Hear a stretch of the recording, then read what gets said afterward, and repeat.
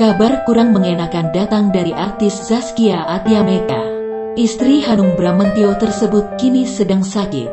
Zaskia Atiameka terserang demam berdarah DENG atau DBD. Hal itu diumumkan Zaskia lewat unggahan di Instagram. Ia memposting potret dirinya dengan tangan diinfus. Kendati lemah, Zaskia tetap tersenyum. Ia merasa diingatkan untuk beristirahat. Ia mengaku merasakan sakit kepala hebat, badan ngilu hingga tidak bisa tidur. Namun karena memikirkan putra bungsunya yang masih membutuhkan ASI, artis berusia 34 tahun itu akhirnya dirawat di rumah.